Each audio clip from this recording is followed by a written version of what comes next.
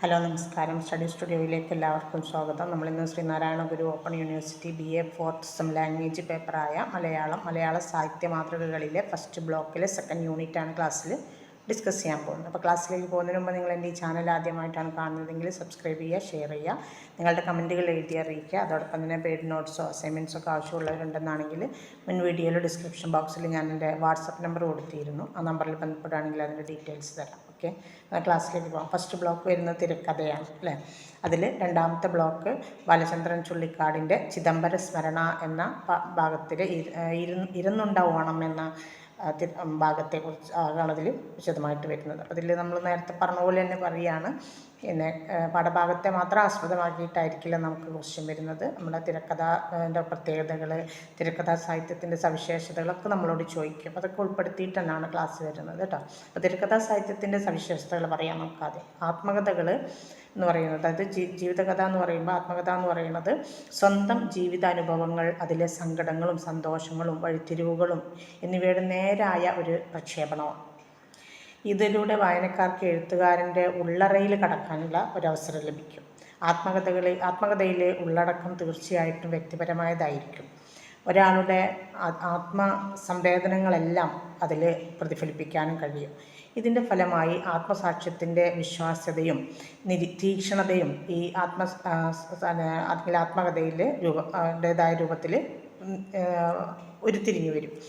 ജീവിതത്തിൻ്റെ വിവിധ ഘട്ടങ്ങളിലൂടെ വ്യക്തിയുടെ മുന്നേറ്റത്തിൻ്റെ പൂർണ്ണമായ ഒരു ചിത്രമാകാൻ സഹായിക്കുന്നവയാണ് ആത്മകഥകൾ. ഈ ഘട്ടങ്ങൾ ക്രമരഹിതമായിട്ട് അവതരിപ്പിച്ചാലും ആന്തരിക ബന്ധം നിലനിൽക്കുകയും ചെയ്യും.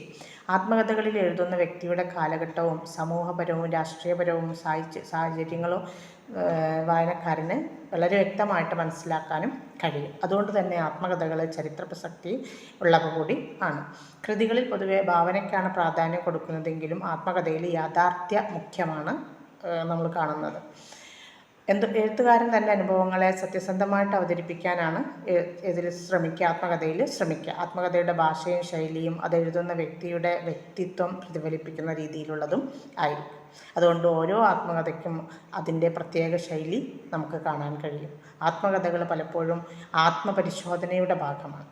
എഴുത്തുകാരൻ തൻ്റെ ജീവപര്യന്തം, അതായത് ആജീവനാന്തമുള്ള സംഭവങ്ങൾ വിലയിരുത്തുകയും സ്വയം വിമർശിക്കുകയും ചെയ്യുന്ന ഒരു രചനാ പ്രക്രിയയാണ് ആത്മകഥാരചന എന്ന് പറയുന്നത് കേട്ടോ. ഇനി മലയാളത്തിലെ അനുഭവ സാഹിത്യ രംഗത്ത് ബാലചന്ദ്രൻ ചുള്ളിക്കാടിൻ്റെ ചിദംബര സ്മരണ എന്ന് പറയുന്ന ആത്മകഥയുടെ സ്ഥാനം ചോദിക്കാൻ സാധ്യതയില്ല. ബാലചന്ദ്രൻ ചുള്ളിക്കാടിൻ്റെ ചിദംബര സ്മരണ മലയാളത്തിലെ അനുഭവം സാഹിത്യത്തിൽ അതുല്യമായ സ്ഥാനം കൈവരിച്ച ഒരു കൃതിയാണ്. ഈ കൃതിയിൽ ചുള്ളിക്കാട് തൻ്റെ ആത്മീയ അന്വേഷണത്തിൻ്റെ വഴികളിലൂടെ നടത്തിയ യാത്രയെ ആഴത്തിൽ പ്രതിഫലിപ്പിക്കുന്നുണ്ട്. അതിൻ്റെ പ്രധാന സവിശേഷതകളും അദ്ദേഹം അതിൽ പറയും. എന്തൊക്കെയാണ് ഇതിൻ്റെ പ്രധാന സവിശേഷതകളും? ഒന്ന്, അന്വേഷണത്തിൻ്റെ ആഴമാണ്, കാര്യങ്ങളെ അന്വേഷിക്കുന്നതിൻ്റെ ആഴമാണ്. മറ്റൊന്ന്, ഭാഷയുടെ കാവ്യാത്മകതയാണ്. കാവ്യാത്മകമായ ഭാഷയിലാണ് അദ്ദേഹം അത് രചിച്ചിട്ടുള്ളത്. മറ്റൊന്ന്, മലയാള അനുഭവ സാഹിത്യത്തിൻ്റെ പുതിയ വഴികൾ അത് തുറന്നു എന്നുള്ളതാണ്. മലയാള അനുഭവ സാഹിത്യത്തിന് പുതിയ വഴികൾ അത് തുറന്നു. പിന്നെ മനോവിശകലനപരമായ സമീപനമാണ് അതിൽ ഉപയോഗിച്ചിട്ടുള്ളത്. പിന്നെ മറ്റൊന്ന്, സാമൂഹിക സാംസ്കാരിക പ്രസക്തിയുള്ള ഒരു ആത്മകഥയാണ്. ഇതൊക്കെയാണ് അദ്ദേഹത്തിൻ്റെ ആത്മകഥയുടെ പ്രത്യേകതകൾ. ഇനി നമ്മൾ പറഞ്ഞല്ലോ, നമ്മുടെ അധ്യായത്തിൻ്റെ പേരെന്താണ്? ഇരന്നുണ്ട ഓണമാണ്.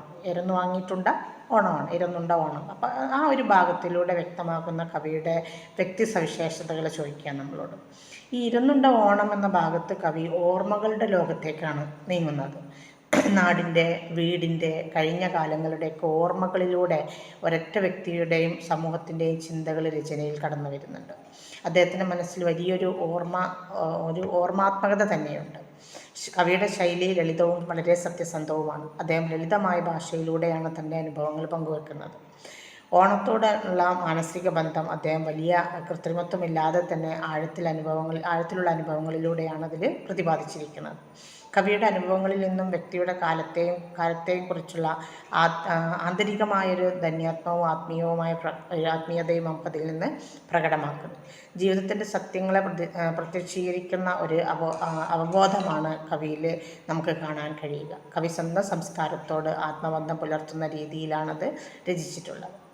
ഇനി വിശപ്പും ദാരിദ്ര്യവും പ്രമേയമാക്കുന്ന മലയാളത്തിലെ പ്രധാന കൃതികൾ ഇതോടനുബന്ധിച്ച് ചോദിക്കാൻ അങ്ങനൊരു പ്രമേയമുള്ള കൃതിയാണ് ഇപ്പോൾ നമ്മൾ ഈ പറഞ്ഞ ഇരുന്നുണ്ടാവണം. അപ്പോൾ വിശപ്പും ദാരിദ്ര്യവും പ്രമേയമാക്കിയിട്ട് മലയാള സാഹിത്യത്തിൽ ശക്തമായ ഒരുപാട് കഥകളുണ്ടായിട്ടുണ്ട്, ഒരുപാട് കൃതികളുണ്ടായിട്ടുണ്ട്. അതിൽ പ്രധാനമായവ ഏതൊക്കെയാണെന്ന് ചോദിക്കുന്നത് നമുക്ക് കുറച്ച് പറയാം. നമ്മൾ ചോദിക്കുന്ന 4-5 നമുക്ക് പറയാം, നോക്കാം. ഒന്ന്, തകഴി ശിവശങ്കരപ്പിള്ളയുടെ കയറുണ്ട്, 2-ാം ഊഴം, അതുപോലെ തന്നെ അനിയത്തിപ്പാവ തുടങ്ങിയ കൃതികൾ. പിന്നെ ഒ.വി. വിജയൻ്റെ ഖസാക്കിൻ്റെ ഇതിഹാസം. മൂന്നാമത്തത് എം.ടി. വാസുദേവൻ നായരുടെ 2-ാം ഊഴം. എം.ടിയുടെ 2-ാം ഊഴമുണ്ട്, പിന്നെ തകഴിയുടെ 2-ാം ഊഴത്തിൽ രണ്ടിലും വിഷയം ഒന്ന് തന്നെയാണ് കേട്ടോ. പിന്നെ പി. കുഞ്ഞിരാമൻ നായരുടെ കാവ്യങ്ങളിലും നമുക്ക് ഈ ദാരിദ്ര്യവും വിശപ്പും ഒക്കെ തന്നെയാണ് വിഷയമായിട്ടുള്ളത്. പിന്നെ കെ.ആർ. മീരയുടെ അറബിപ്പെണ്ണിൻ്റെ ലൗകിക ജീവിതം, അതിൽ ദാരിദ്ര്യത്തിൻ്റെ സ്ത്രീമുഖങ്ങളാണ് അതിൽ കാണിച്ചിട്ടുള്ളത്. ഇതിൻ്റെ പ്രമേയം തന്നെ സ്ത്രീയുടെ അനുഭവങ്ങൾ മുഖേന ദാരിദ്ര്യത്തെ പുതിയ തലങ്ങളിൽ അവതരിപ്പിക്കുകയാണ് ചെയ്തിട്ടുള്ളത്. പിന്നെ മറ്റൊന്ന് സുകുമാർ അഴീക്കോടിൻ്റെ തത്വചിന്താപരമായ ലേഖനങ്ങൾ. പിന്നെ ഭാസ്കരൻ മാസ്റ്ററുടെ കനാൽ എന്ന് പറയുന്ന കൃതി. ഇതൊക്കെയാണ് പ്രധാനപ്പെട്ട ഒരുപാടുണ്ട് കേട്ടോ. ഇതൊന്നും മാത്രമല്ല, ഒരുപാട് പ്രധാനപ്പെട്ട ദാരിദ്ര്യ വിശപ്പും പ്രമേയമാക്കിയിട്ടുള്ള കൃതികൾ. ഇനി കവിക്ക് ഓണം ഇരന്നുണ്ടേണ്ടി വന്ന സാഹചര്യം ചോദിക്കാം. നമുക്കതാണ് നമ്മുടെ കഥയിലേക്ക് വന്നുകൊണ്ടുള്ള ചോദ്യം.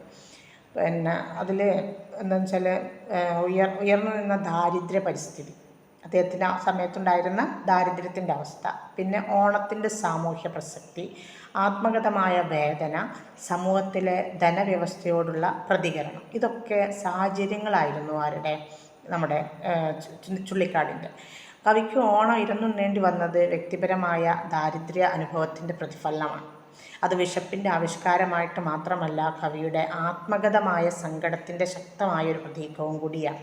ഇതിലൂടെ കവി അത് തൻ്റെ ആത്മസാക്ഷ്യത്തിലൂടെ സാമൂഹിക വിമർശനത്തിലൂടെയും ദാരിദ്ര്യത്തിൻ്റെ യാഥാർത്ഥ്യങ്ങൾ തുറന്നു കാണിക്കുകയാണ്. സാഹിത്യത്തിന് വിഷയം നൽകുന്നത് വെറും കലയല്ല, ജീവിതം തന്നെയാണ് എന്ന് കവി ഈ അനുഭവത്തിലൂടെ നമ്മെ ഓർമ്മപ്പെടുത്തുകയും ചെയ്യുന്നുണ്ട്. അഭിമാനത്തെക്കാൾ വലുത് അന്നമാണ് എന്ന് ബാലചന്ദ്രൻ ചുള്ളിക്കാട് ഈ ഒരു സമയത്ത് തിരിച്ചറിയുന്നുണ്ട്. അതിനെക്കുറിച്ച് നമ്മളോട് ചോദിക്കും. അപ്പോൾ ബാലചന്ദ്രൻ ചുള്ളിക്കാടിൻ്റെ ജീവിതത്തിലെ ഒരു ഘട്ടത്തിൽ അദ്ദേഹത്തിന് ഭക്ഷണം പോലും കണ്ടെത്താൻ ആകാത്ത വിധത്തിലുള്ള ദാരിദ്ര്യം അനുഭവിക്കേണ്ടതായിട്ട് വന്നിട്ടുണ്ട്. വിശപ്പിൻ്റെ കാഠിന്യം സഹിക്കാനാവാതെ അദ്ദേഹത്തിന് ഭക്ഷണം യാചിച്ചു വാങ്ങി കഴിക്കേണ്ടതായിട്ടും വന്നിട്ടുണ്ട്. അത് അദ്ദേഹത്തിൻ്റെ ജീവിതത്തിലൊരു വഴിത്തിരിവായിട്ടാണ് കാണുന്നത്. അത് അദ്ദേഹത്തിൻ്റെ ആത്മാഭിമാനം തകരാനിടയാക്കിയ ആ സമയം അദ്ദേഹം അങ്ങനത്തെ ഒരു സമയമായിരുന്നു. ആ സമയം അദ്ദേഹം തിരിച്ചറിഞ്ഞത് അഭിമാനത്തെക്കാൾ വലിയതാണ് ആഹാരത്തിൻ്റെ അടിസ്ഥാന ആവശ്യകത എന്നാണ്. ഭക്ഷണം യാചിച്ച് ചെന്ന വീട്ടിലെ ഒരു പെൺകുട്ടി കവിയെ തിരിച്ചറിഞ്ഞു.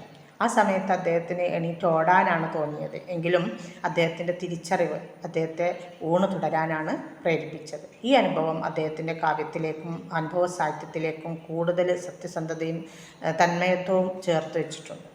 ജീവിതത്തിലെ അടിസ്ഥാന ആവശ്യങ്ങൾക്ക് മുൻപിൽ മറ്റെല്ലാ ബാഹ്യ ആവശ്യങ്ങളും ചെറുതാണ് എന്ന് അദ്ദേഹം തികച്ചും ആത്മപരമായിട്ട് അനുഭവിക്കുകയും ചെയ്തിട്ടുണ്ട്. പരിചയമില്ലാത്ത വീട്ടിലാണ് അദ്ദേഹം ഓണം ഉണ്ണാൻ വേണ്ടിയിട്ട് എത്തുന്നത്. വിശന്നു വലിഞ്ഞ കവി അപരിചിതമായൊരു വീട്ടിലേക്കാണ് ഭക്ഷണം യാചിച്ച് എത്തുന്നത്. ആ വീട്ടിലെ പെൺകുട്ടി കവിയെ തിരിച്ചറിയാം.